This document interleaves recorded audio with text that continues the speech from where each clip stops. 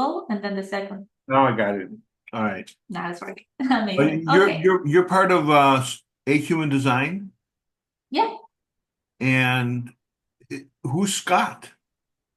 So Scott is kind of like the technical guy. He Ah, kind of like put the site together. I have a background in computer science, but very quickly realized that's not my son of genius. So we kind of partner together, where he's kind of like tech whiz, and I do kind of like the more in-depth reading and education. so you're like the face of A Human Design. You could say that as you say, it's just a partnership, right? Like Okay, we that's wonderful. complement No, each I love other your very stuff. well. I got your book. I printed it out. It's like 309 The pages. report, yes, I went to like FedEx Express and I printed it out and I read. printed it. Amazing. Yeah, I printed it because it's like I'm a computer. I have too much stuff. I can't read it here and there. So I It's printed very it out. tiring. It didn't cost that much, and I got it in a binder. So now I want to like look at it. Like it's gonna take me a while. I usually read like 3 or 4 or 5 books at a time, anyway. So Mhm. yeah, Yeah, makes sense. yeah. Okay. So I'm gonna go ahead and share your chart. I like to start by double checking the birth information. Okay. So just to make sure I give you everything properly. Um, so from your intake form, I have August 24th, 1968 Correct. at 7:28 a.m. Yes. in New Brunswick, New Jersey. Correct. Amazing. Okay. So tell me a bit about a couple of things. What brings you here? What is your understanding of your human design at this stage, and how can I help? Well, what brings me here is I first got into numerology years ago, and Mm-hmm. I love numerology. I got into Mm-hmm. numerology about 2004. Mm-hmm. And then I started looking into astrology, and I asked my mom what my birthday, what birth time was, and she told me 11:30 a.m. And I plugged Mm-hmm. that in, and that turned out to be a Scorpio rising. I started researching Scorpio rising and researching, and I'm like, this is not me. So I said, this Mm-hmm. astrology stuff is bunk. So I let it go, and Mm-hmm. then I got married, and then now I'm happily divorced.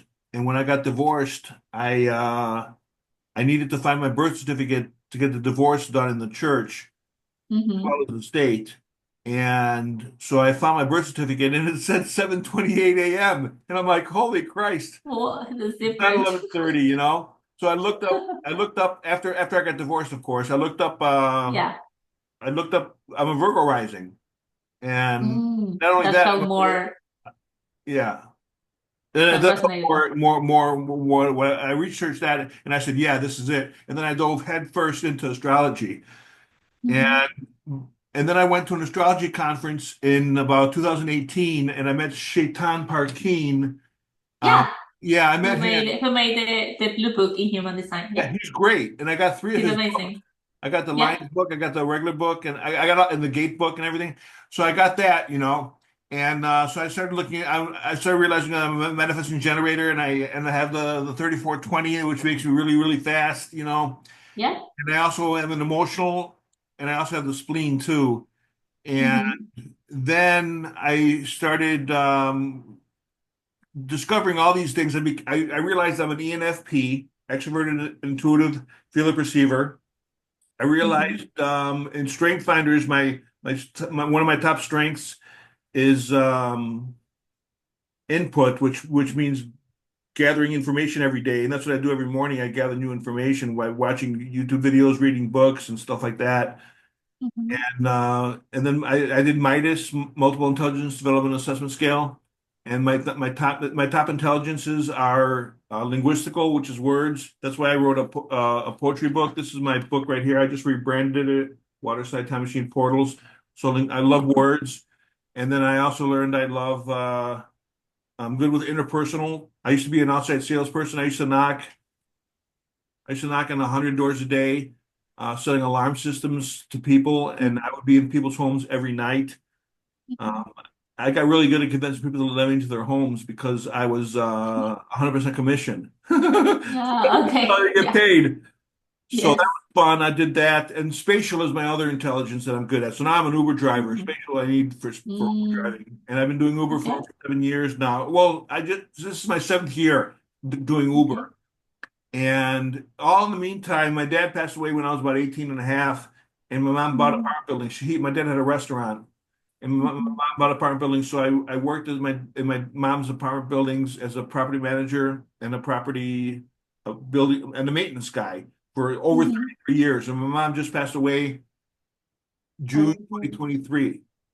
Mhm. So I started like looking at all the stuff now, and we sold me and my sister sold the house, my mom's house, sold the apartment buildings, and now I'm like, you know what? I want to make a YouTube channel about the Know Thyself journey, and my Mhm. YouTube channel is called Know Thyself Now with John Tzortzis, and human design is part of it, you know. Now, basically, what I Mhm. like to do is I like to introduce people how to know themselves better, you know, Yep. using these Mhm. methodologies that I've learned. Different systems. Yeah, and that's Mhm. basically where I'm at. And I don't know too much. I know I know quite. I consider myself an amateur plus with Yeah, design. you know enough based on what you've But I'm said. not an Yes. expert. I'm not an expert.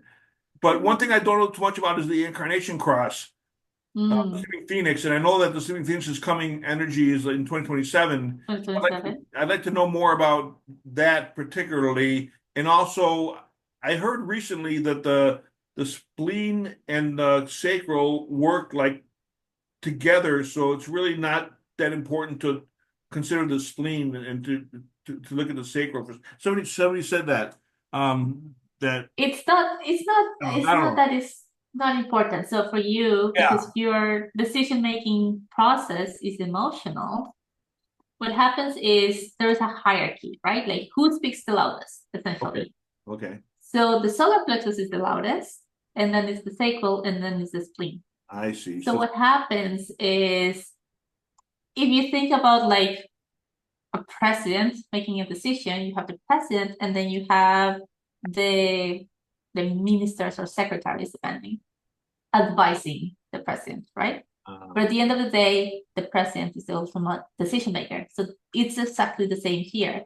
The ultimate decision maker is going to be your solar plexus, but then the sacral and the spleen work as advisors, right? So the sacral is always going to be a very like physical, visceral reaction. That's why we speak of the gut where we're talking about the sacral because it really feels like physically in your body. okay. The spleen is more kind of like an inner knowing. It's a little bit more quiet, subtle. It comes out of nowhere. It can be a little voice. It can be just kind of like this. I just know. But regardless, this is a lot more quiet. And then you have the sacral, and then you have the solar plexus. So for you, the loudest and the ultimate decision maker is going to be the solar plexus. But you also have kind of like sacral and the spleen to kind of like rely on, and kind of like they can kind of like also be sources of information and insight. But ultimately, you need to trust your emotional authority. Wait for the clarity so that you can move forward. Does that make sense? Yeah, that makes a lot more sense now. Yeah. Mhm. There's like a hierarchy Yeah. involved. Yeah. Yes. Yeah. And so, yeah, ultimately, and when it comes to the authorities hierarchy, goes um, emotional, sacral, spleen, then the ego, then if you are like a self-projected projector or whatever, then mental projectors, and then you have learner authority, which is for reflectors, right? That's the hierarchy. And so depending on which one you have activated, the most powerful one is going to be the ultimate decision maker. Okay. Yeah. I also Mhm. heard the solar plexus is also called the creative uh they call somebody I remember watching a video once calling it the creative um they use creative in the title of the I forgot which Mhm. person does that. Hmm. Yeah, I'm not sure. solar. It's different people give it different names. Yeah. the source material, um, Okay. refers to it as the solar plexus, emotional solar plexus. Um, Emotional. Emotional solar plexus. Yeah. It is the connection to spirit, emotional awareness, moods, feelings, desires.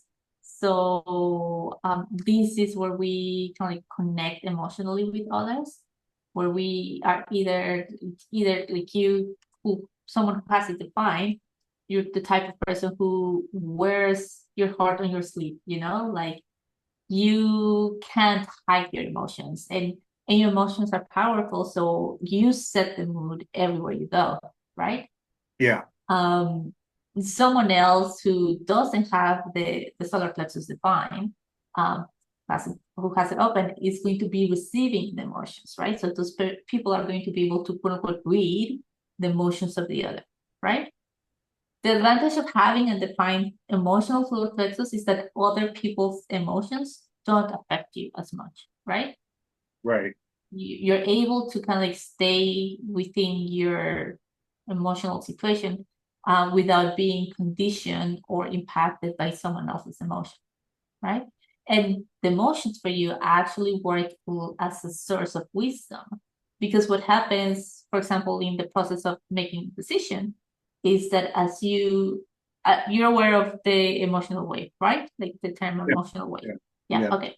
So as the emotional wave moves, and you go through it, what happens is it helps you gain perspective through all the possible scenarios, right? Because as your emotions change, you gain different perspectives. And so what ends up happening is after you navigate that wave, you get to this point of clarity when you're kind of in neutral position, and that's when you know, right? That's when you've kind of like seen kind of how you actually feel about it from all the possible kind of like points.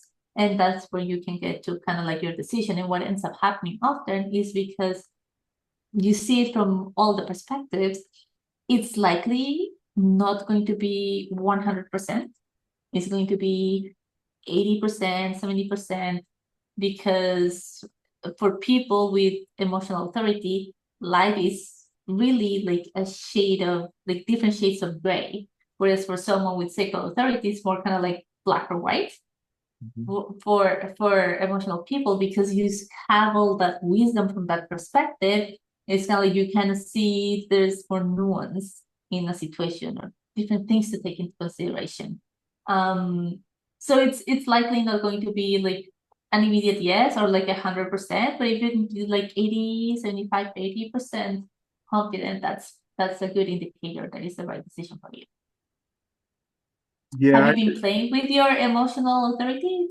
Yeah. I Have you recently, like this past week, I got an email from somebody who's with human design, and they were saying how they're going to be offering a course.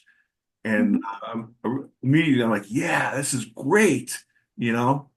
And then Mhm. like I started like looking into it. I watched more of the person's videos, and then I looked into it, and it was like a 5 month ordeal, Mhm. and it cost like $3,500. Mhm. And I'm like, 5 months, I watched some of Mhm. the videos, and it was like, if I wanted to take a course with somebody, I want to be like as close to 100%, like, yeah, I'm on board with this person.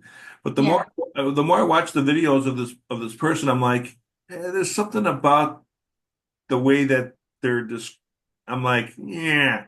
And then finally, I'm Mhm. like, you know what? No, I'm not Mhm. going to do it because I took astrology classes, and I took two 10-week courses.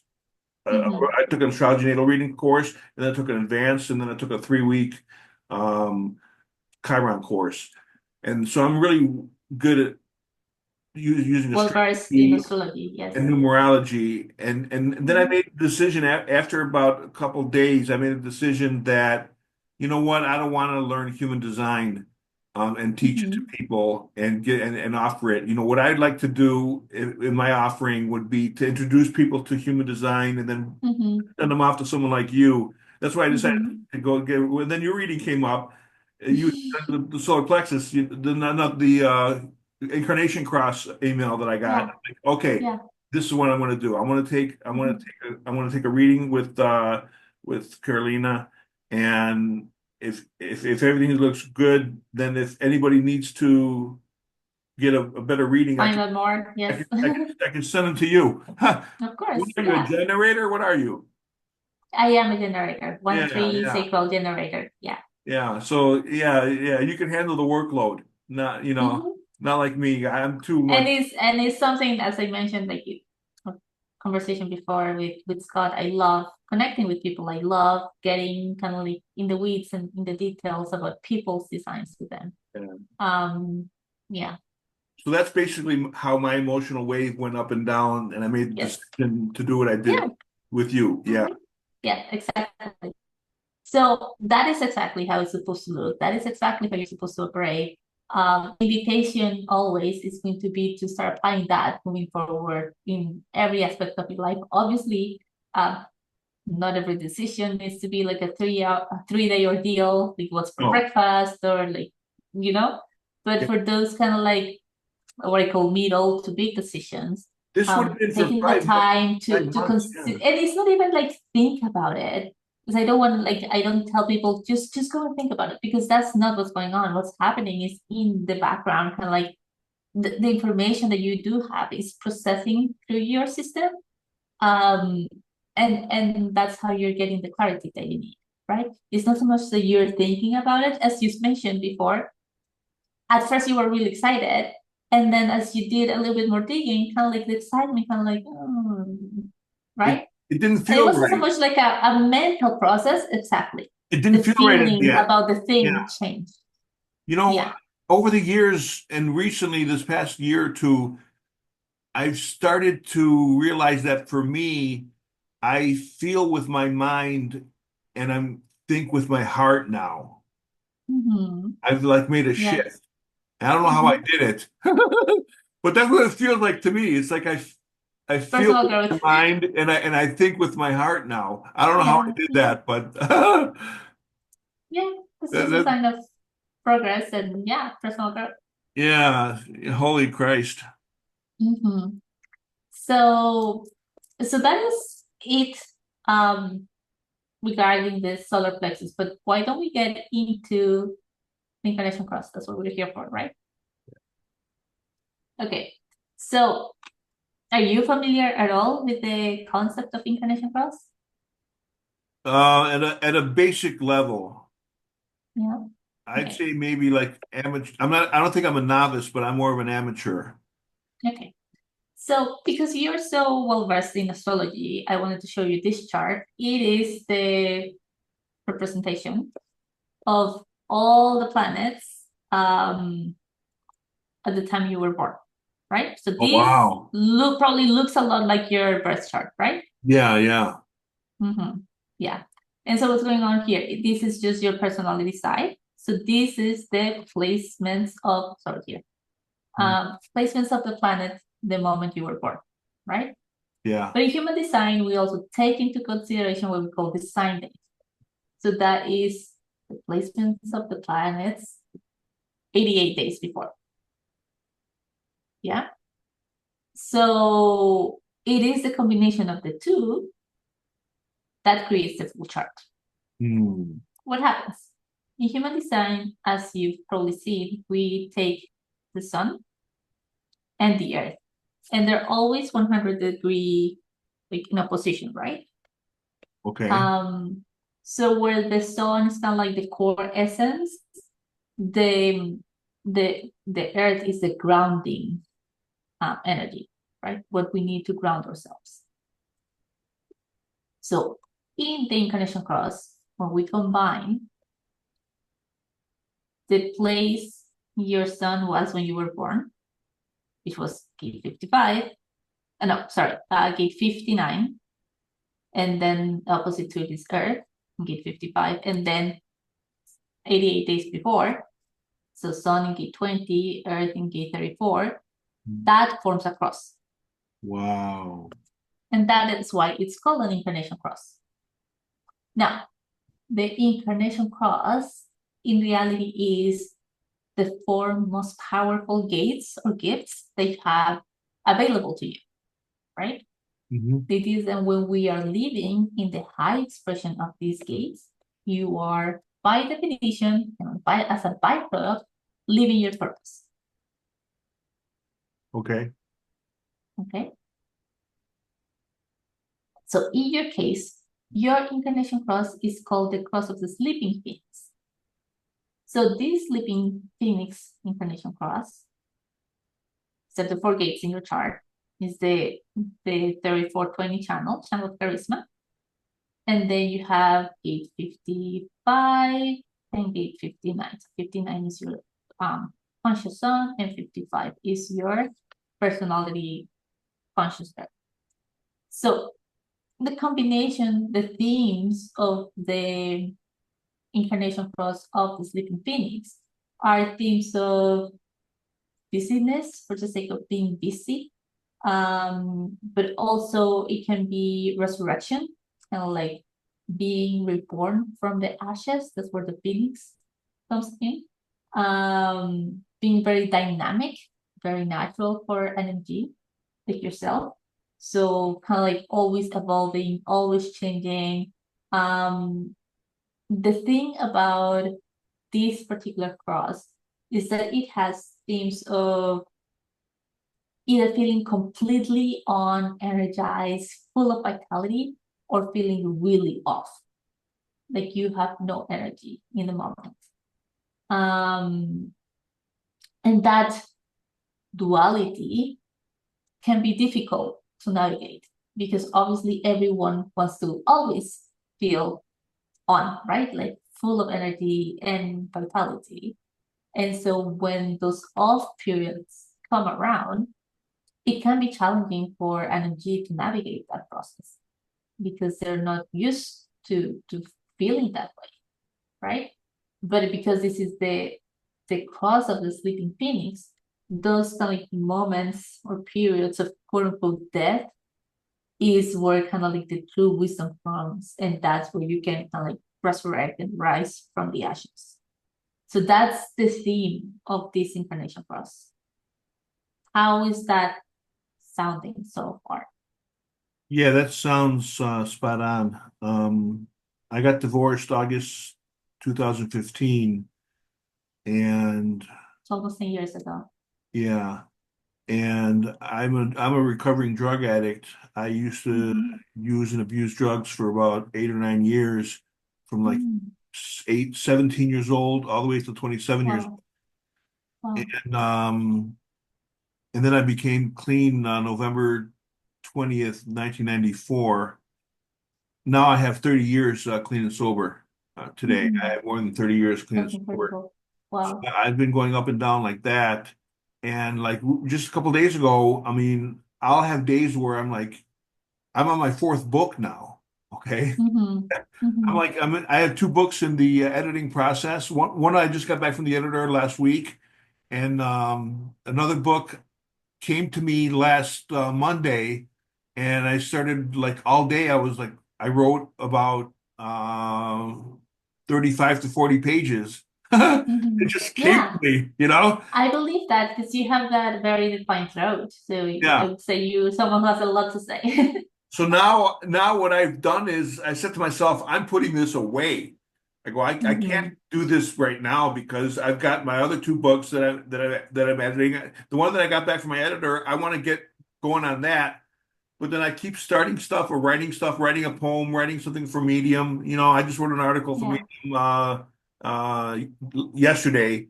So, but then the day before that, I got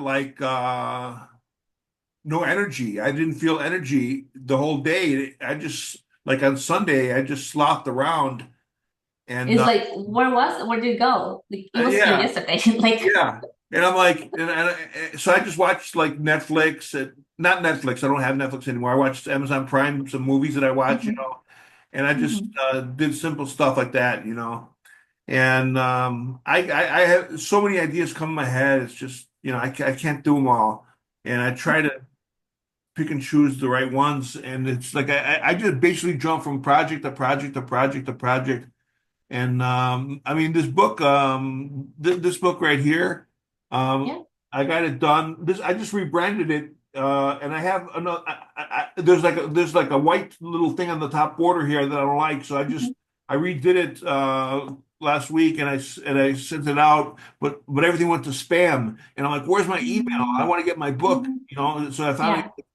I finally made the other cover. It should be coming in a couple days now. Mhm. And the sequel to this book, Watershed Time Machine Portals, I finally in 2018 I published this in 2018, this one here. Mhm. And Yeah. and then I waited, up until August of last year, my birthday, and then I started Mhm. putting together the sequel. And now it's a Mhm. compilation. It's going to be a compilation called The Okay. Divine Surrender. Mhm. And the other book that as I was doing that book, another book came into me called Embracing Divine Love. Mhm. And that's basically a book on personal growth. And Mhm. here, let me show you real quick the titles of these books, It's like they just come to me, and then I have the YouTube channel and I make a lot of videos on that. Um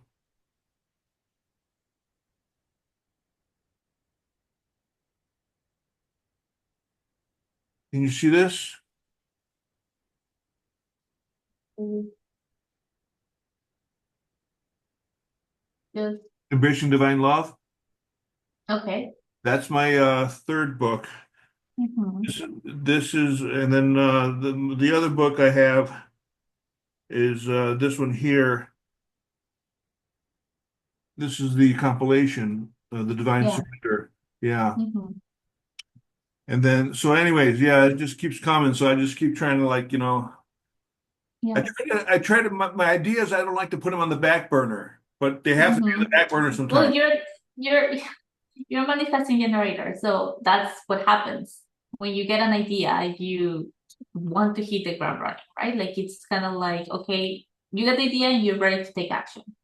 When the time is right. Yeah. Yeah, and so that's, remember I was talking about the one of the themes of your cross is of being busy, someone who likes to stay busy, and with that huge energetic resource that you have, and that connection from your sacral directly to your throat, which is kind of like energy in action and manifesting things, and like bringing things to form from your life force. um that's what's going on, right? So for you, that's going to be kind of like an ever evolving, kind of like ever going situation in your life where you're always going to want to be busy and you're going to get more ideas and different, and because you're an MG, it's not going to be kind of like, oh, I just found my path. It's going to be kind of like different things that are calling you, right? Like you were talking about astrology and Right. numerology, and now your human design kind of like also got a little bit of your interest. You're always going to be kind of like exploring and gravitating towards new things, right? What happens is manifesting generators are extremely quick in um, acquiring the experience that they need from a situation, right? If we were Yeah. calling them like points, right? Like brownie points or something. Or like they go into a situation, a course, a program, something, or a life situation, and they get an experience, and then they're ready to move on faster than others. Um, so they grow up feeling wrong because they can't stick to one thing, right? Right. They feel like they are flaky, like they can stick it out, like they can finish what they started. In your case, I noticed it's going to be amplified for you because you have this gate 42 activated. And this gate 42, the gate of growth, is about getting things started, right? So you already told me I am always reading 5 books at a time, right? Like you love to start things that is part of one of your gifts, right? Yeah, yeah. But then the guilt comes from, but I can't finish them all, right? I have so many ideas and so many things that I get started, and then I can't see them through every time. And that's where they can like bring themselves down because society, like family, everyone else constantly tell us that we need to finish what we start.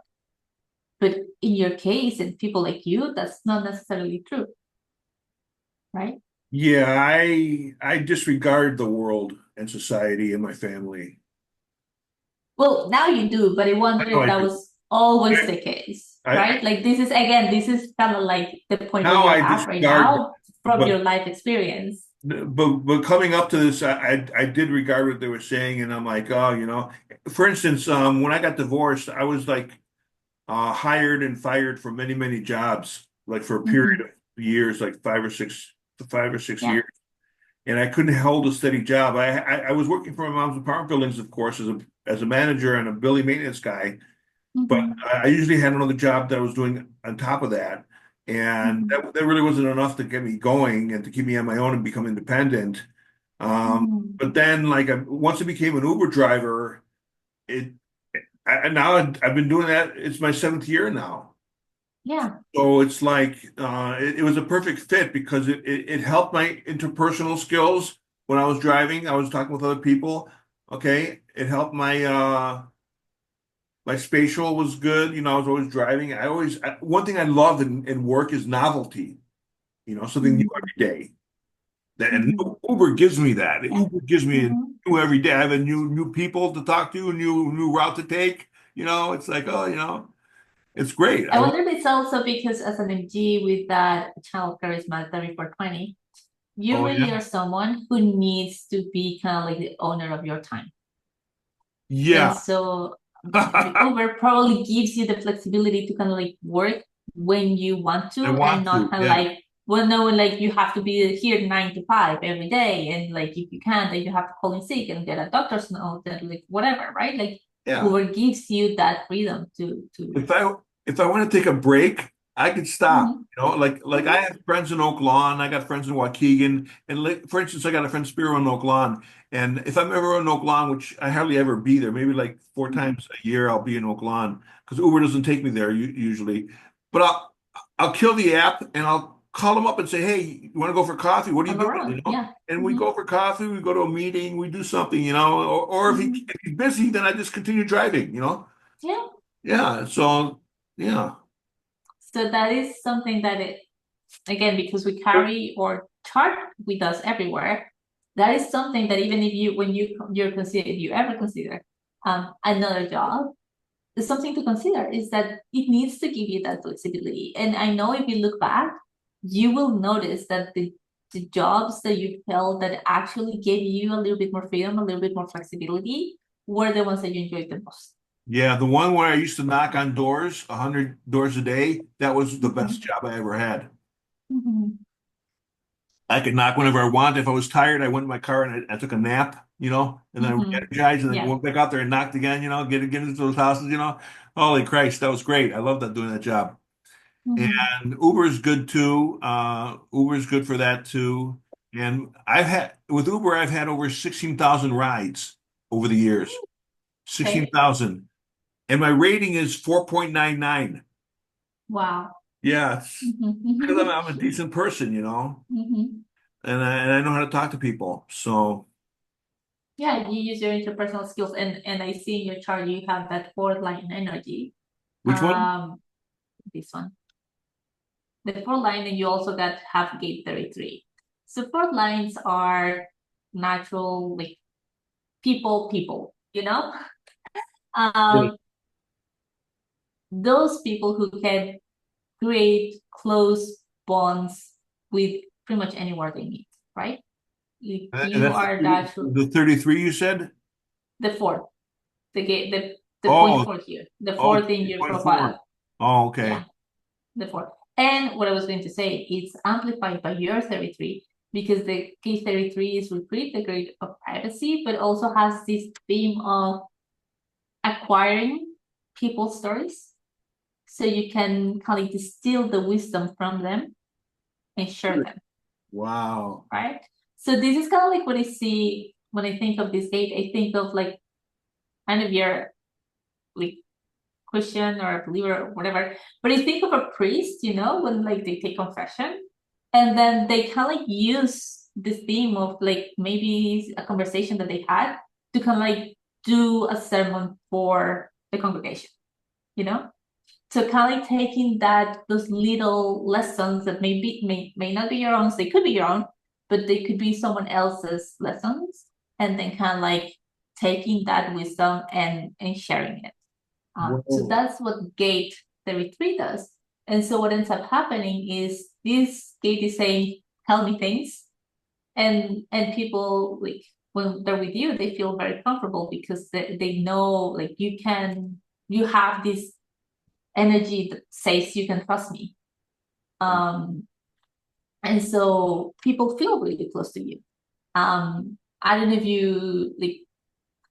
you're gonna have to like you probably feel more like an ambivert because the two is the natural. The two really needs a lot of time to to do their own thing, to find their own magic, right? To practice the skills, to master whatever it is that they're practicing. Because people with two lines are naturally talented at something, right? In your case, it could be your writing or different ways, all the different ways in which you are currently expressing yourself. So that too requires time alone. And the four, it's kind of like I want to be with people. So there's kind of like this push and pull between the two, where sometimes you feel like you just need to be on your own. Again, it's going to be compounded with your emotional wave. But like maybe if you're in a low, you're kind of like leaning more towards the two, or you want to be kind of like more alone. Is You need is time that and space. Sorry? is that like the profile? The 2 and 4, yes. Ah, that's where it comes from. Yeah. But what I'm saying is like these two, that's what I'm saying, like the chart kind of comes together, comes alive together with all the moving pieces. Because I'm saying this two line energy is going to be amplified by your emotional way. And Wow. then the four is going to Ah, also be connected to this 33, where like people are like, yes, I can talk to him. So I'm guessing people get in your car and when they leave, they're like, oh, like I got that out of my system kind of thing, like they feel like they just well, when confess people get in my themselves to car, you. when they get in my car, I say, I tell their name. I go, hey, Carlina, are we going to 3375 Broadway? I want to Mm-hmm. make sure I'm going to the right place, because sometimes they put the Yeah. wrong one. And once I confirm that, I say, great, let's get going. And then I start the app. And then after I Mm-hmm. say, let's get going, I pause and feel them out for a little bit, just for a Mm-hmm. few brief seconds or two, and I say, how's your Mm-hmm. day going? And I care Mm-hmm. about how their day is going. I really Mm-hmm. care. Mm-hmm. And Yeah. the way they answer me determines whether I have a conversation or not, you know? Mm-hmm. Yeah. I could just tell the way they Yeah. answer me if we're going to Yeah. talk. Mm-hmm. If I'll say something and then they don't say anything back, I'll be like, okay, this Mm-hmm. guy, girl doesn't want to They don't talk. want to talk. So Yeah. I just listen to music, my music, and Mm-hmm. I take them to where they want to go. And then when we're done, if they want to talk, I'll have a conversation. Mm-hmm. And then after we're done, I say, got everything? Because I want to make Mm-hmm. sure that I'll never see them again. I'm kidding around. But basically, I say, you got everything. I don't want them to have to because Yeah. it's an hassle going Go back. with the wallet or cell phone or whatever. So every Mm-hmm. every every trip I end with got everything, and in my mind I'm like, yeah, I never want to see you again. But Mm-hmm. it's a joke, okay? Some Mm-hmm. people get it, some people don't. But Mm-hmm. that's just a humor, I guess. Yeah. So Yeah, so that's kind of like how it works with your like with the profile in the context of your human design, right? That's what's kind of Yeah. what's going on.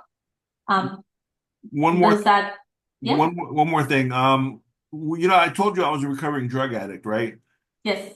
Alcoholic, I go to Mm-hmm. 12-step meetings, and I've been going to Mm-hmm. 12-step meetings like at least twice a week or more. Sometimes I go like Mm-hmm. 5 times a week, but Yeah. usually I go twice a week or more for 30 years. So I'm in Mm-hmm. groups of people for 30 years every week, twice a week. Yeah.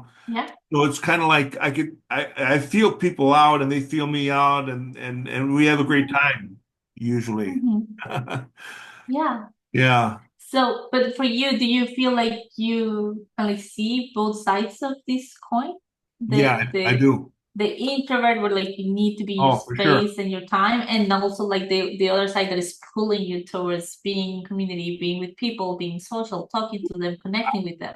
I like to be alone in the morning and get my introversion going on. Mm-hmm. That's how I get energized. Like by Mm-hmm. reading, by watching my videos, and doing whatever I can. I like being introverted in the morning, and then like in the day in during the afternoon, that's when I can get ready to go out and extrovert, Mm-hmm. and I'm an Yeah. extrovert the rest of the day.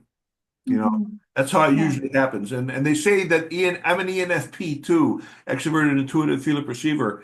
And they say the ENFPs are the most introverted of the extroverts. There you go. So And that's kind what of I like in the am. middle. I'm like the Yes. most introverted of the extroverts. Yeah. There you go. That's the way I see myself. Mm-hmm. I need my So alone time this, in the morning. Yeah. sorry? Good. I need my Yeah, alone you did your time. alone time Yeah, in yeah, the go morning. ahead. Yeah. But it's important that you get both, right? For you, you Yeah. need, in order for you to feel like you're thriving, you need both. Yeah, exactly. So that is how like the dynamic between these two. Um, what else is in your chart? The gate 55 is called the gate of the creative spirit. So this gate often some of the themes of this gate include victimization, like being a victim or feeling like a victim. Um, but it also speaks of rising beyond that and then turning that situation into freedom, right? Is like yeah, freeing yourself from being a victim and becoming the decider, the person who's going to lead you, right?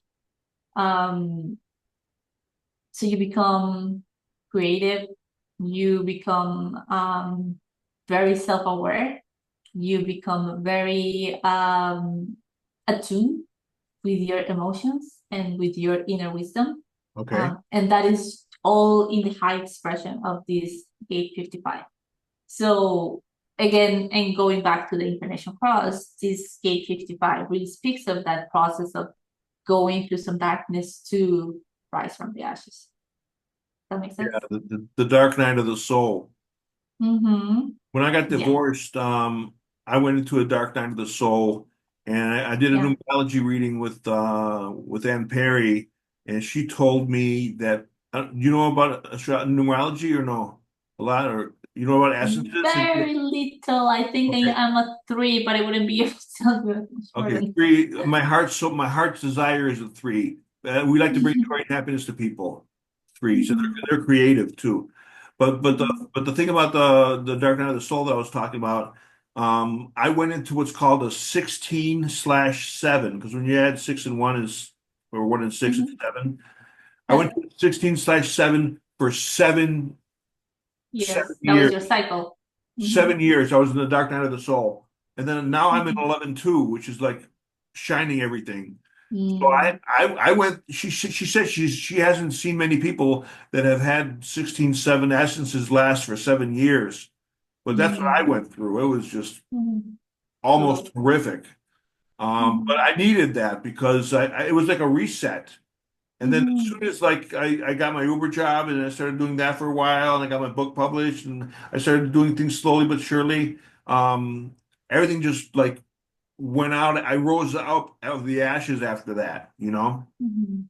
and Yeah. yeah, And as you mentioned already, you also went through a period of darkness with your drug addiction, and then you got yeah, out of that as well. So right, it is a recurring theme of like you kind of like going through something difficult, challenging, and then rising from the ashes, right? Like resurrection. And so that is the theme of your cross, and that's ultimately what you're here to guide others through, right?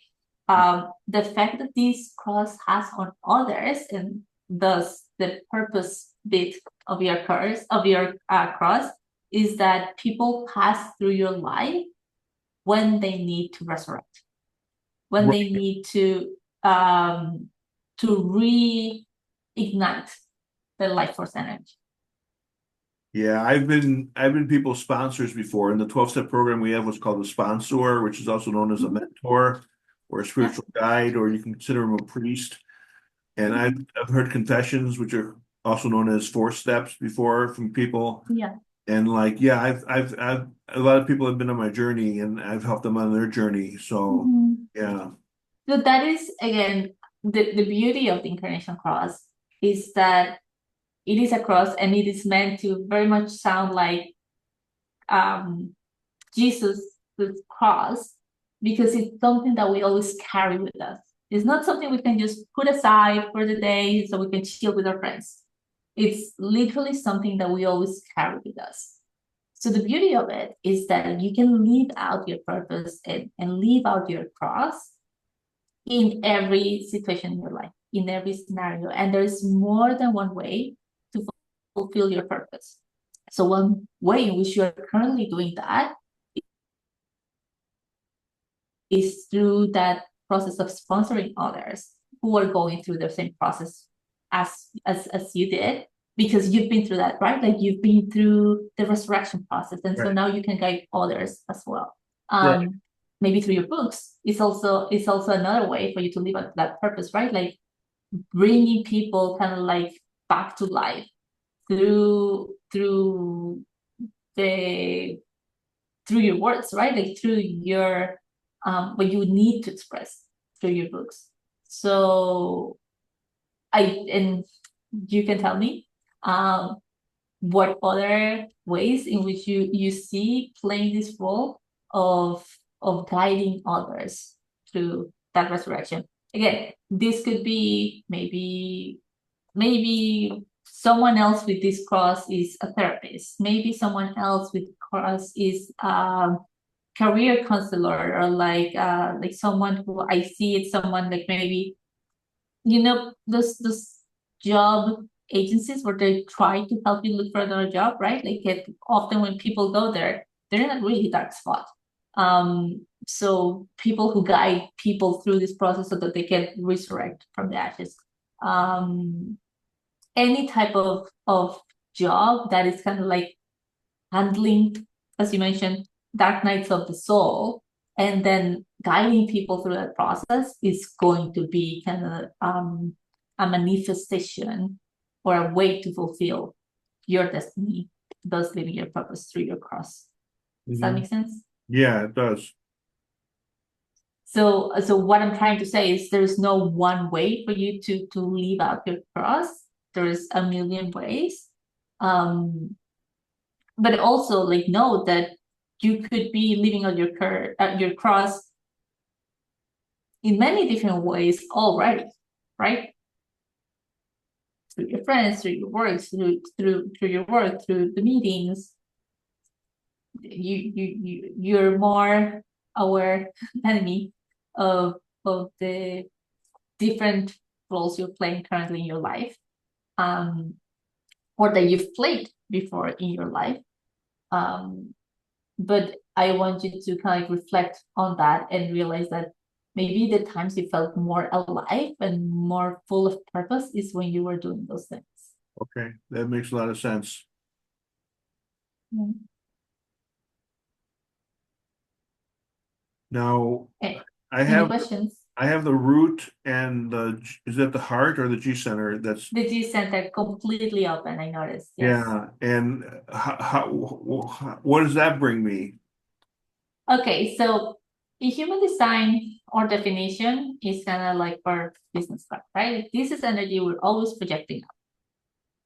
Or undefined or completely open energy centers is where we are here to connect with others. Remember when I was telling you about the emotional solar plexus and how other people receive emotions? Yeah. It's the same dynamic, except with a different theme and a different energetic theme.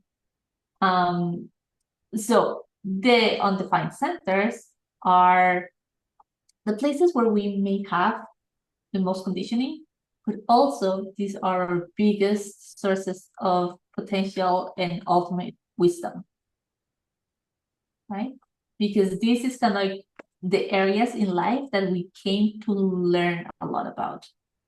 What happens mechanically, energetically, when we are with others, if someone has a defined root, you're going to take on that energy of the undefined root and amplify it. You feel it as your own and amplify it. Now, the themes of the defined root are drive, ambition, stress, adrenaline. So if you're with someone with an undefined root, you're probably going to be amplifying their drive, their ambition, or the stress of their kind of like hyper or like whatever. You're going to feel that pressure. The theme of the root center is pressure to get things done. The pressure to get things done amplified. I'll give you a personal example. I also have an undefined root. My husband has a defined root. Oftentimes, when we're together, he can be sitting completely relaxed, but somehow I feel this pressure to, oh, I need to clean the kitchen or like, go take care of this or that, right? Like there's this pressure to like, I need to be doing something productive now instead of actually taking the time to relax. So that is the theme of the undefined root. And you will see the not self theme is always trying to get free, trying to be free of the pressure to do things. Those of us with an undefined root feel like we have this never-ending list of things to do, right? Okay. And no matter how many things we cross off that list, the list never ends. And so it really feels like we can't sit down because we should be doing, quote unquote, should be doing something else, right? At the same time, we are very good at getting busy. We call it what I would call at this stage distractions, and then not focusing on the one thing we need to be taking care of, right? So we end up procrastinating the important thing and we become distracted, busy with all the other things that are kind of like trying to get our attention.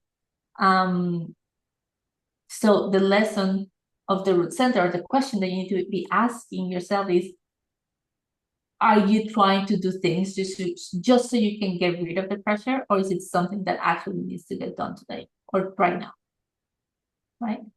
Okay. Because the problem with kind of like going off the conditioning of the root center is that you will never get a break, right? There's always going to be something else that needs to get done.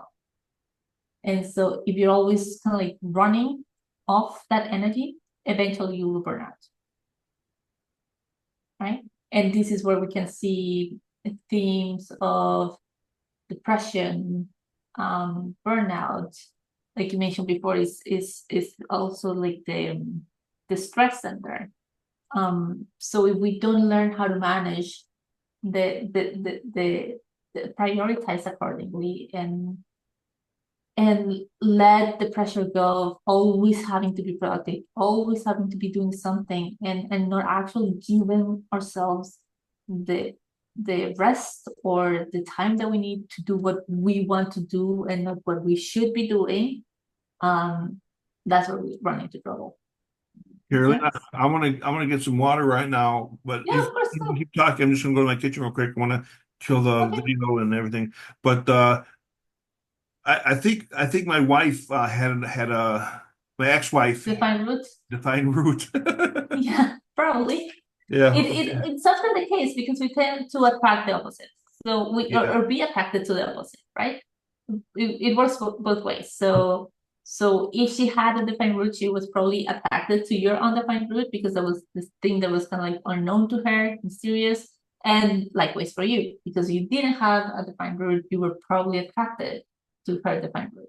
And it's going to be the same for like the G center and the heart center for you, where like you're probably going to be attracted to those people because to a certain extent they probably feel like the missing piece, right? Like they have what I don't have, right? And so when it comes to couples dynamics, usually that's what ends up happening. You end up with someone who has I don't want to say like the opposite, like we had like a picture, like the negative of your picture, but there's going to be areas where you're going to complement each other, and those are going to be the areas for attraction, mystery, and then there's going to be areas where you're similar, or like probably both had like a defined sacral or a defined throat. And those are going to be the areas where you can find common ground and friendship. And for any successful long-term relationship, you kind of need both. If you have like too much of the one or too much of the other, um, if you have too much quote unquote friendship, if you're all like the same, then it gets boring, right? Like there's no mystery, there's nothing to learn from the other. And if it's all opposite, that's where we get a lot of friction, a lot of sparks, and things can be a bit dramatic because there's no space for you to find common ground with each other. So when it comes to relationships, that's usually what ends up happening. I learned a lot from her. Oh my God. Mhm, mhm, I remember she used to tell me towards the end of the divorce, right before we were getting divorced, she used to say, "What are you going to do about it?" mhm. And I'm like, "Yeah, what am I going to do about it?" You know? So she I mean, we had like five marriage therapists in a period of 3 years, Mhm, and we just, couldn't make it happen, mhm, And the first therapist said like, John, you're following my suggestions. You're following what you do, John. You're changing, but Bonnie, you're not changing at mhm, all. And then she would change therapists. And I mhm. realized that, it's really hard to be in a relationship with somebody when they can never admit they're wrong. Mhm. Not even once did she Yeah. ever admit that she was Mhm. wrong. And yeah, so I'm glad that's over. But I learned a lot. I learned a lot. And Yeah. if I were to do it again, I would do it again. You know? Well, I mean, everyone's either what is it called? Um, like a friend or a teacher or something along those Yeah, lines. she Like, was my teacher, yeah. mm-hmm, And I was her mm-hmm. teacher too. Yeah, yeah. I'm sure. I'm sure. I mean, hopefully, most people evolve and grow. And hopefully Maybe looking back, she has reflected on the things she did wrong as well, even if she couldn't like openly admit to them yeah. to you, but maybe within herself so that she can have, if she chooses to have a better relationship. And it doesn't even need to be a romantic relationship, but those patterns tend to repeat themselves in relationship with like loved ones, right? Like friends, family. Um, so yeah. And what about the open G center? The G center. So the G center is the center of love, identity, and direction. Uh, People with open G centers um, feel, and for lack of a better word, um, feel like they don't know where they're going. Feel like they can't. They can feel a little lost, right? Because they don't know which is their path. The best way you have to describe it is it's just that people with G centers, with undefined G centers, tend to think that everyone else kind of have this clear idea of what they're going and like their map 5, 10 years out. No, the difference between people with defined G centers and undefined G centers is that imagine we're all in a dark cave, right? And we're all trying to figure out how to get out of there. The difference is the people with the DiViNiTY centers have like a little tiny flashlight that shows them the step ahead. And the people with the undefined centers don't have a flashlight. So they need to do a lot more touching and tapping and feeling what feels right. Right? Right. And so that is advice for people with undefined centers. Before you commit to a direction, try it out. Give it a go. See if you like it. Right? Take it for a test drive. That way you will know if it is the correct move for you or not. Right? Right. That is one thing. The other element that is very important is that people with undefined centers are very sensitive to their environment. So for you, it is very important that if you feel uncomfortable in a place, you listen to it and leave the place because it's probably not correct or healthy for you. Likewise, it is important that you spend as much time as possible in environments that feel good for you, with people that feel good for you, because that is what's going to attract the right people, opportunities, clients, alignment, like same clients, like people in general, opportunities in alignment that are in alignment for you. But you need to be actively, consciously aware of how comfortable you are in your surroundings and make sure that you feel good in your environment. That makes sense? Yeah, yeah.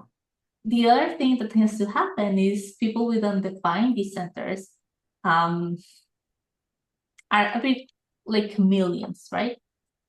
Because again, we tend to, like, where we are undefined, we borrow the energy of others and amplify it.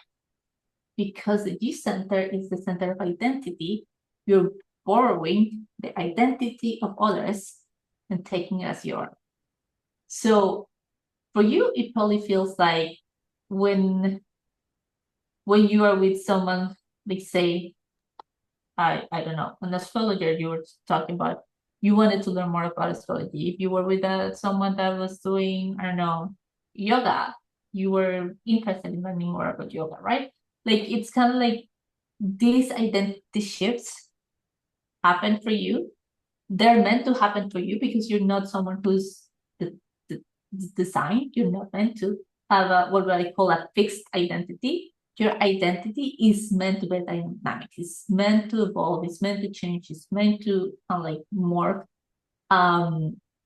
So what ends up happening is your quote unquote identity ends up being kind of like this patchwork, or like a mosaic of all the different experiences and all the different paths of life that you've walked through.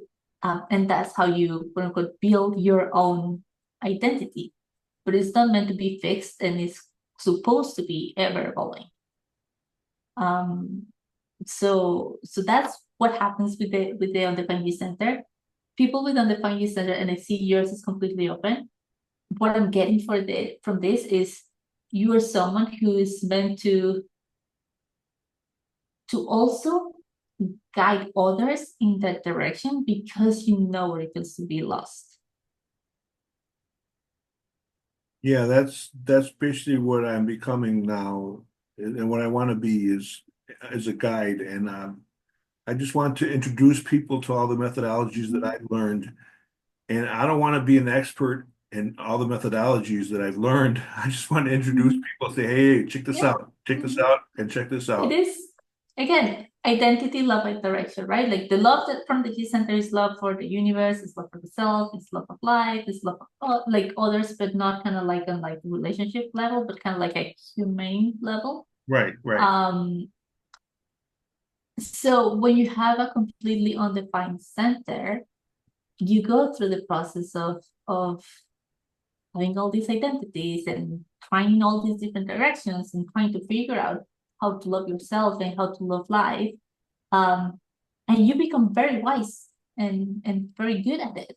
And so that is where the source of wisdom comes from. And so this is where I'm getting like a lot of your curiosity over like all these different systems comes from, because you're here to learn about how to understand yourself, right? And how to, and hoping that you can understand yourself better, and also helping others understand themselves better, right? So that they can find their direction, they can find their identity. It's not so much about the labels. It's just kind of like, because you had like a more difficult time understanding yourself, these systems have been useful tools to you that have allowed you to kind of like understand who you're about, and that's what you're passionate about sharing them with others, right? Exactly. And The undefined heart center. So the undefined heart center is, the heart center is your center of willpower, ego, self-worth, or connection with the material world. So what happens is the undefined heart center has a lot of the themes of the undefined heart center are proving yourself, proving your worth, or feeling unworthy, right? And not feeling worthy of love, attention, financial resources. And so having to constantly prove that you're worthy of these things, or constantly feeling that you're unworthy or that you're undervalued, right? So this is where our need to do things to prove ourselves, right? To prove that we're good enough, partners, friends, co-workers, I don't know, siblings, like sons or daughters. It's this need to constantly prove that we're good enough so that we feel deserving of the love and attention of others, right? When you are operating from the low frequency of this heart center, it's going to look like you're doing things just to prove a point, or to prove yourself to either to yourself, the universe, or others, right? okay. In the high frequency, you're only doing these things when your heart is in it. At the beginning of our conversation, you told me, I think with my heart. And that's what I saw. I saw someone who is so connected with what their heart really wants, that that's the only thing they will do, and they will not entertain other things. And that's how it's supposed to be. You're only supposed to commit yourself, your energy, your time to the things when your heart is 100% in it. Yeah. As I mentioned already, the heart center is the center of willpower. What happens? When we do things when we think we should, or because we can, but not because we want to, we have to engage our willpower to see it through. Okay. But because we don't have a defined heart center, we don't have consistent willpower. So these are the people who sign up for the gym on January 1st, thinking, I should get healthy, I should work out every day, I should lose some weight. And so they sign up for the gym January 1st, and then by January, call it 21st, there's no one there, right? Okay. Because all these people were coming at it from the should energy, instead of like, I really want to be healthy. I really want to run a marathon. And it has nothing to do with like proving that I can run a marathon. It's because I freaking want to do it. So there's a difference in the energetics and the motivation behind it. And that difference is what's going to determine whether you see that thing through or not. Right. Are you familiar with Tony Robbins? Yeah. I remember Tony when I was like in my 20s. Okay. So Yeah. Tony Robbins has a defined heart center. And in human design, we call that dynamic between someone with a defined heart center and someone with an undefined heart center the Tony Robbins effect. What happens? People go to a Tony Robbins event, weekend, whatever, and they feel like they can conquer the world, right? Like they feel so energized, so capable, so like, I can absolutely do this. And then they get home and the energy isn't there. What's going on? They are feeding off his willpower energy. Here, they're feeding off his heart center energy, And then when he's no longer there, the energy is no longer there. And that's how they feel. And that's why that dynamic can become addictive, right? You're kind of piggybacking on his willpower, and that's what makes them feel kind of like so excited and capable. And as soon as that energy is not there, it's kind of like, right? Um, it's nothing, I'm not criticizing it. It's just the dynamic, it just is, right? But if you go into it with that awareness, then you can be a bit more selective about the commitments that you're making to yourself, right? Because you're going to be making a commitment. I am going to accomplish this, this, and that. I've never been to an event. I'm going to do this, this, and that. And then, is this something you really want to do, or is this something that there's this underlying pressure of it's something you should be doing, or it's something you should want to do? Well, for me, for the past like 10 years, I haven't been exercising at all. And I got to a point at the end of January of this year where I was talking to my sponsor and I was telling him, he was telling me it's time to write another fourth step, which is another confession kind of thing, fourth step, And so I told him, he goes, what do you want to do your fourth step on? I go, I want to do it on my physical body. So I started writing about primarily me and my body, And I also wrote about other stuff too, like other things too, but primarily it was about me and my body. And after writing about a couple weeks on it, towards the end of January 29th is when I decided that I want to exercise every day. And since then, I've been exercising every day. So February, March, April, now it's like over 3 months now, and I've been exercising. But the motivation is different, right? And when you do it, the motivation is different. Yeah, just because I want to do it. The motivation is not I should be healthy. Right. That's not it. I realize because you really truly want to do it. Yeah, I want to do it for my own health because I realized that exactly. And also I realized my mind would start working better if I started exercising too. So I started doing push-ups and sit-ups and jumping jacks. And then I have a bike. Check this out, Carolina. I have a 10-speed bike in my room that's on a mount. The rear mounts, I could ride it inside.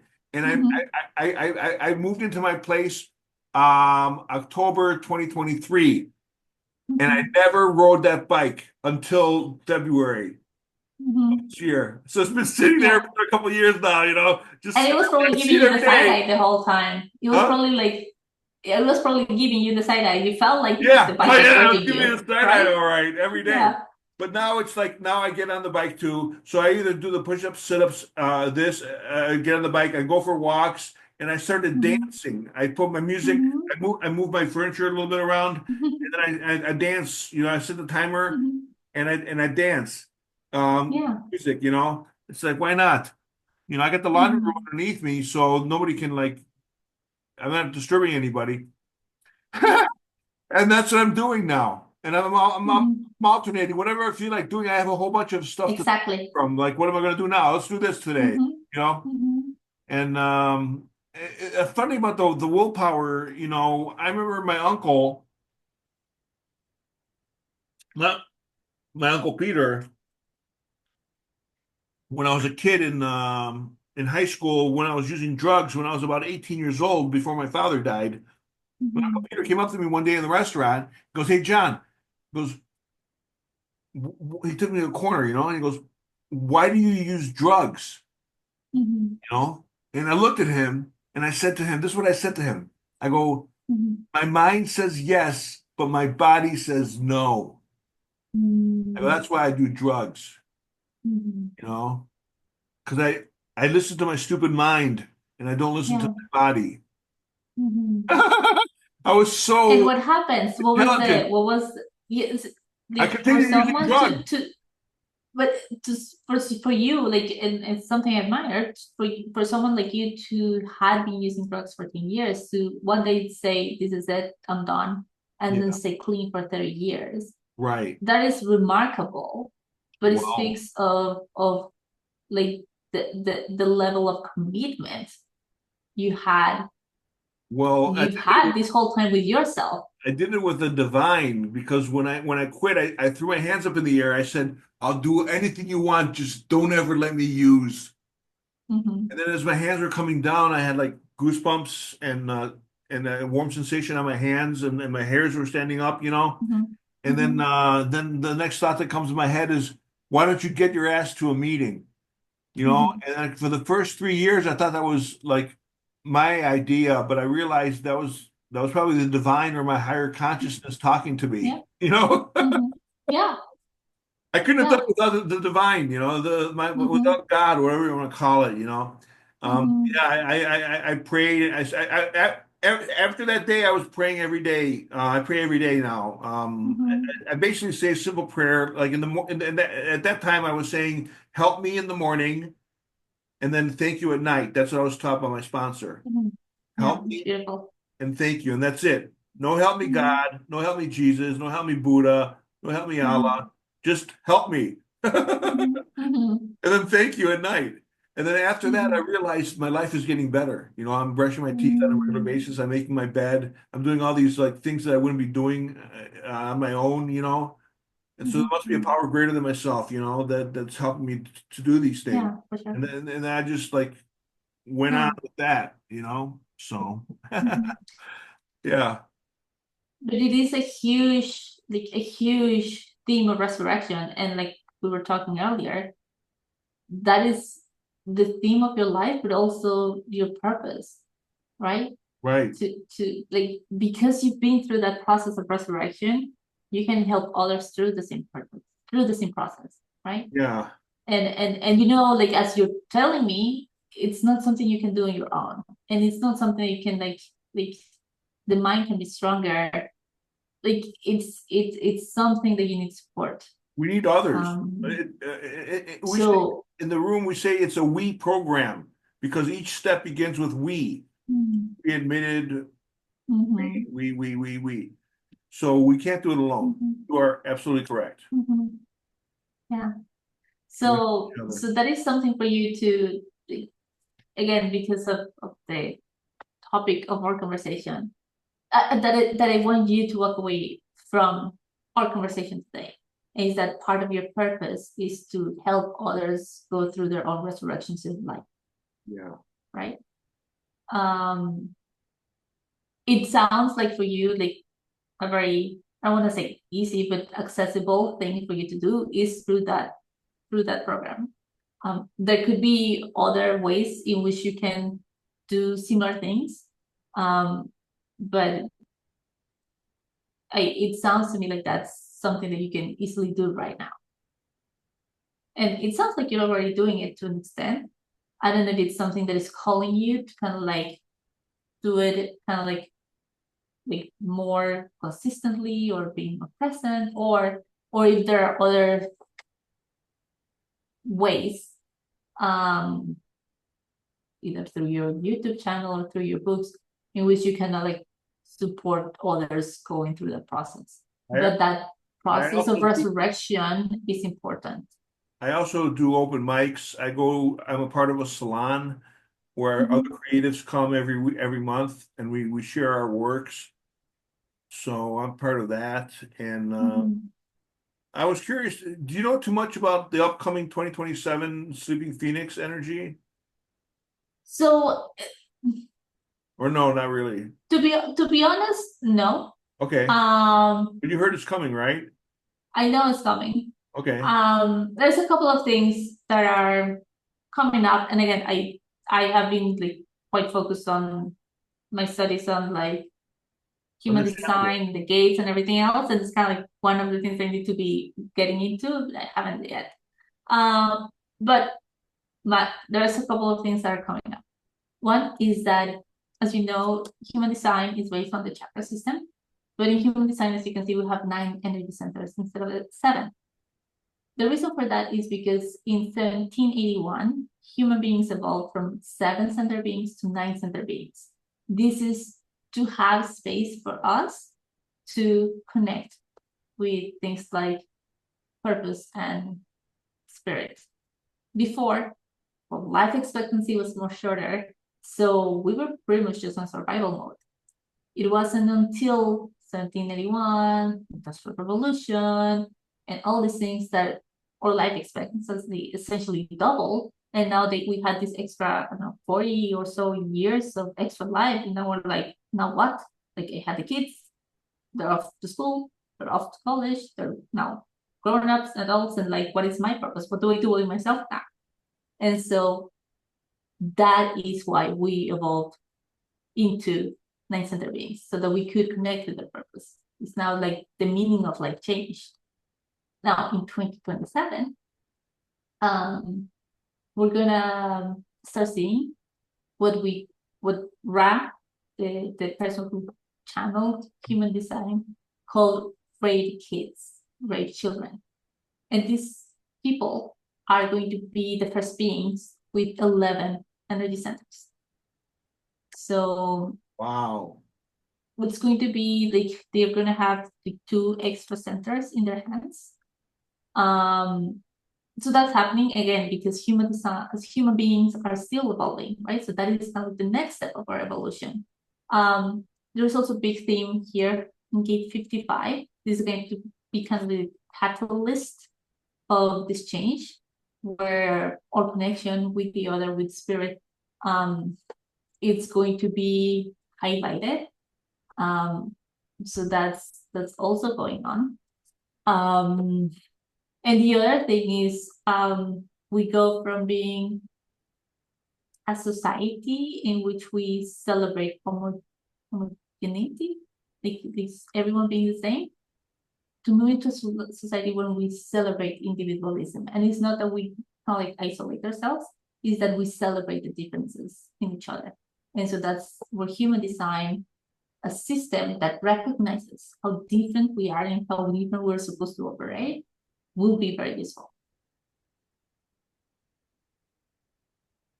And that's what I'm talking about. My whole path is a path of individuation, and basically connecting with the divine energy and being guided from the divine instead of from my own mind and heart. I'm not guided from my mind and heart. I'm guided from the divine. Yeah.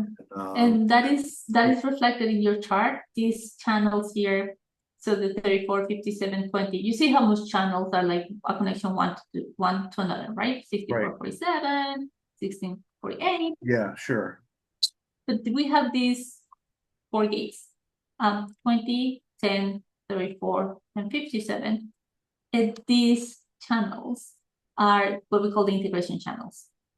And these channels is where individuation comes from, right?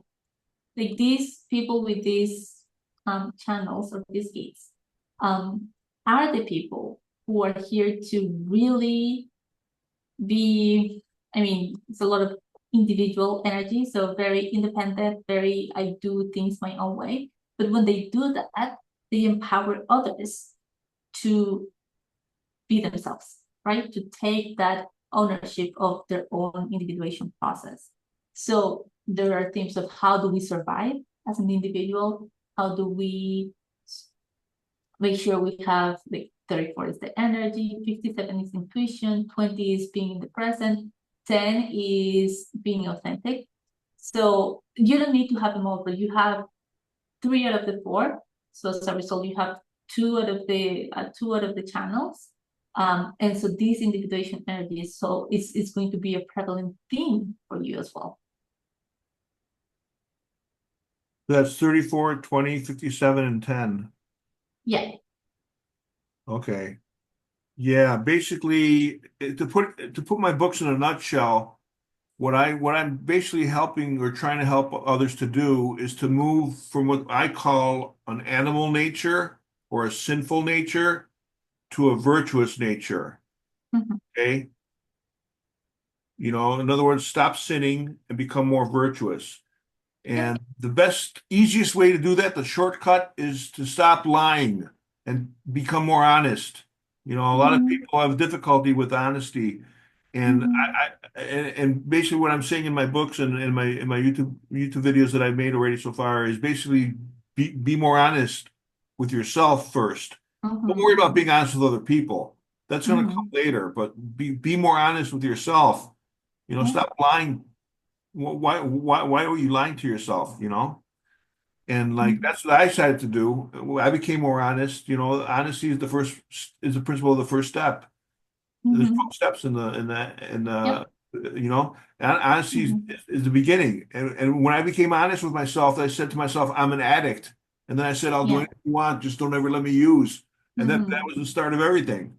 Yeah. Being honest with myself back then, 30 Mhm. years ago, you know. Mhm. Yeah. And like a lot of people don't like to hear, you know, they're comfortable lying because the world lies to us all the time. Yeah. You know? Mhm. And people are used to the lies. Well, and we are actually taught that it's okay to lie just to make the other feel better, right?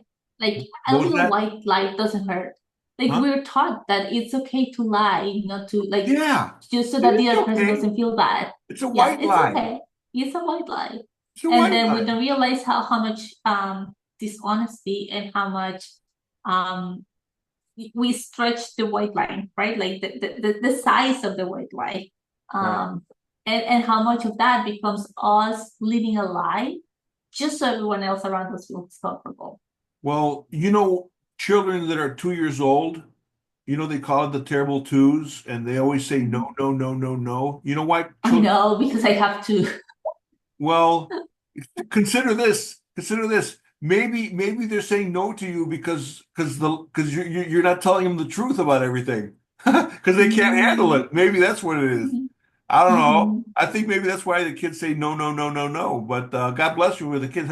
She's two and a half now or two. No, no, no. They are 6 and almost 4. But Oh, so they passed that age. I went through 2 2 year olds. So How'd you do it? You don't I you didn't don't take know. it I with highly your don't husband, right? recommend it. Huh? It I wasn't don't know, easy, right? and I don't recommend it. No, I They're know, cute. That's how they get you. But but now they're at a better age, though. yeah, I mean, at least it's not quite 4 yet, so she's Okay. still kind of like a little bit there. But I feel a lot better. Yeah. My niece last over the weekend just graduated from college. Hmm. Yeah, she's 21. Wow. Now she's in Barcelona, I Oh think. wow. She's gonna Yeah. be studying there, or is she just No, traveling? she went to with her friends on vacation. They're going to go to Croatia. They're going to go for like two Oh, and a half nice, weeks. They're going to do lovely. it. They're going to go on vacation in Europe. And then Mm. she got a job Mm. with an insurance company because she was a finance major. So she's great. Amazing. She edited my book. Mm-hmm. She's a great girl, Daphne. Oh, Yeah, and I that's remember when she was a little amazing. kid. You know, she was so cute. Mm-hmm. Adorable. Oh, yeah, but that yeah, that whole not being honest with yourself, that's how we ended up here. Um, Yeah, it's a tough pill it to comes swallow. from what ends up happening is like we start to like tell everyone little lies, and then we end up living in a lie. Yeah, Um, and that's when it gets really hard to be honest with yourself that's why I was. because then the bubble bursts. That's why I was in that 7 year Dark Night of the Soul. I had Mm-hmm. a sponsor of mine. I don't want to say his name, but I had a sponsor of mine. He told me, "Hey, John," he goes, "now that you're married, I got to tell you a secret." I go, "Okay, what is it?" And he goes, "You always have to lie to women." He goes, "Don't ever tell the truth to women." And then I took his advice, and then I got Mm-hmm. divorced years later, you know. Now I think Mm-hmm. that's terrible advice, you know. Yeah. Why would you tell Mm-hmm. somebody not, but that's what he did. That's what he learned from his Especially father. someone who's supposed to be your life partner. Yeah, exactly. I'm like, how can you go around telling me not to be honest with her, you know? Yeah. Mm-hmm. But Mm-hmm. anyways, so what I was saying was I was a filthy, dirty liar for so many years, and now I Mm-hmm. see that I don't want to do that anymore. You know, I don't want to do that Mm-hmm. anymore, and I don't want to live a life filled with lies. It's like It's not worth living. it's It's not so yeah. it's not no. Mhm. No. Plus, you rob yourself of actually being who you're truly meant to be and living a happy life, living like that, Right. living as you. And that's why when we live in a sinful nature, we're stuck there. And when Mhm. we start becoming more honest with ourselves and others, we become more of a virtuous nature, you Yeah. know?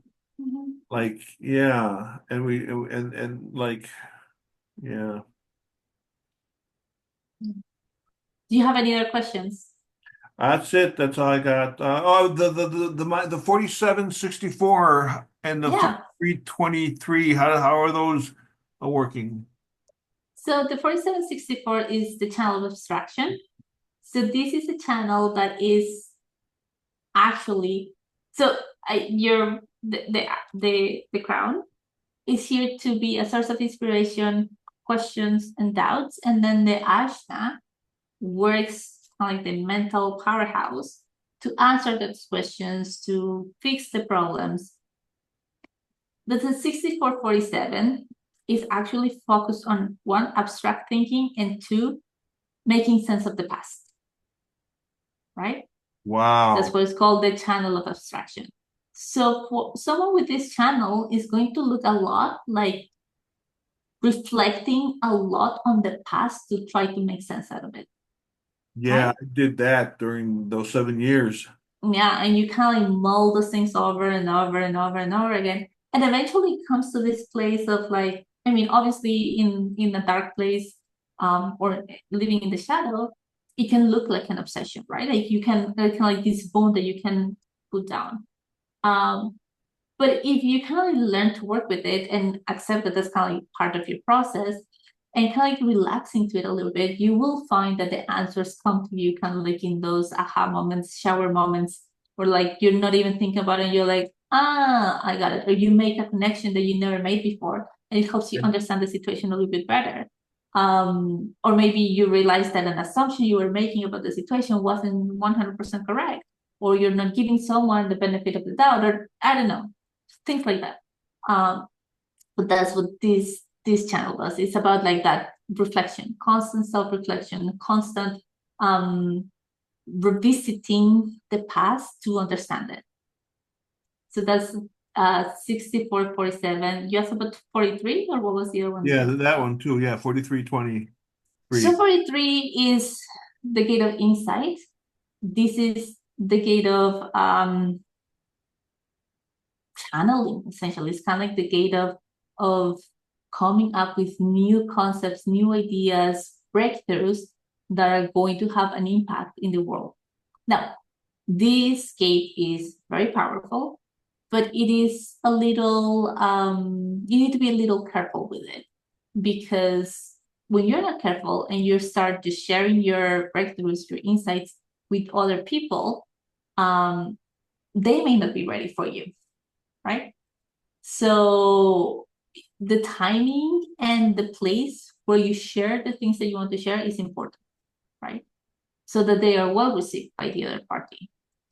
Um, for example, Ra Uru, the creator of human Yeah, design, Ra. Yeah, I know Ra. had the 4323, right? The full Okay. channel. I imagine for him coming up with this concept of human design, he couldn't he couldn't just go to the, I don't know, the library and start telling people about it, right? Like he really had to take his time to find the people that would accept the system so that he could kind of like grow the awareness of it. But it wasn't for everyone back then. It's still not for everyone right now, right? But it was his ability to, yeah, I have something that is very powerful, but I need to find the right people for it that made all the difference, right? And I see a lot of this with, like, I've had several clients and I know several mentors too, who have this energy, this gate, and it's been that capacity of them to beating their time and finding the right people to share those insights with that makes all the difference. So that's gate 43. Yeah. Yeah, I've got quite a bit of,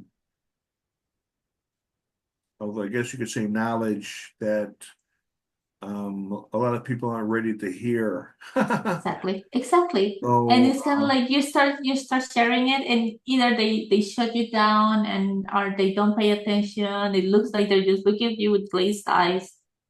Um, but if you find the right people to share your knowledge, your insights, your wisdom with, they're going to be eager to hear what you have to say, right? have Like you they want to hear more and they want to like continue exploring. Yeah. have you ever heard of a Heyoka empath? No. No. It's also known as a sacred clown.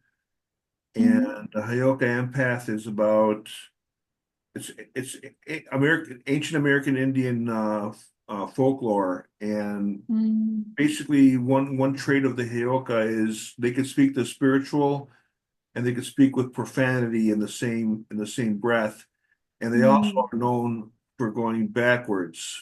Mm-hmm. Um, and the way that I'm understanding what I need to do is just put stuff on my YouTube channel, and instead of looking for somebody to uh, to share it with that's ready, I'm just going to put it up there anyway. And Mm-hmm. if someone's ready, they're going to find it. And if Yeah. someone's not ready, I could care less, you know? Yeah. Yeah, Yeah. that's the way Exactly. I'm going to do it. That's the way I'm going to do it. So Yeah. I'm going to do it backwards. I'm not going to like find people that are. I want to just put it out there, and when people are ready, they'll find it. You know, the algorithm Yeah. will be my friend. Yeah. We'll help you there for sure. Anything else? Well, that'll be all. It's been plenty of time now, and you've really answered a lot of my questions and given me a lot of insight into what the Incarnation Cross is and my open centers that I have. Mm-hmm. And basically, that's what I get from the world is the open root, the open heart, and the open. Mm-hmm. That's what I look for in the Yeah. world to Yeah. complete me. Yeah. And And these are like your greatest sources of wisdom, and in your current position, you're now in a situation where like you're able to use that wisdom to guide others through, right? now, is there any like of the five out there, the projector, the reflector, all those that have a defined heart, defined G, and a defined root? Is there any like, uh, or is That's that not is quite that how it how it works? works. So for I didn't think example, so. any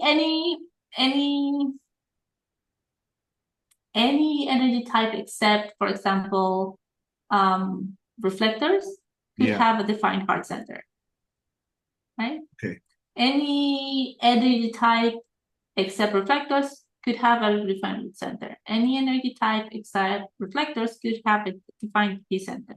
Okay. Um, so, for example, only generators and sacral and manifesting generators have a G center. If you a sacral center, if you don't have a Right. sacral center, you're not Not, sacral, you're not, which means you're you're a not that. manifestor, projector, or reflector.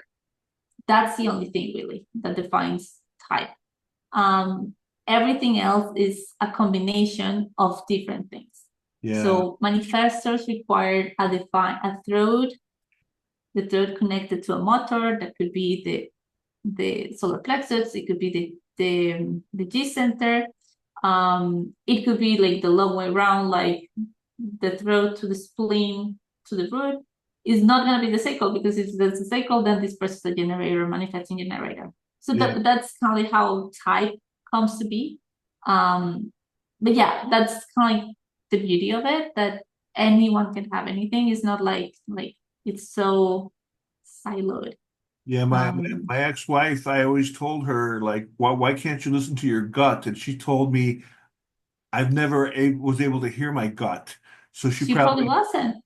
She yeah, she probably probably, wasn't. right, she probably didn't have a defined sacral. Yeah, I thought that was an interesting. Okay, we can yeah, leave it at that yeah. then. Yeah. Okay, Jamal, it was a Thank pleasure you. again to meet you today. It's a You have blessing. Yeah. beautiful, wonderful energy. It was just so much fun talking to you today. I hope I was able to answer at least some of your questions and give you Oh, you some answered all stuff of to them. continue on. If you have any other questions or if you need anything else from me, don't hesitate. You can just email me and we can chat, okay? All right. Happy, joy. Thank you. Okay. Bye bye. Have a lovely day. Bye. Have a good day.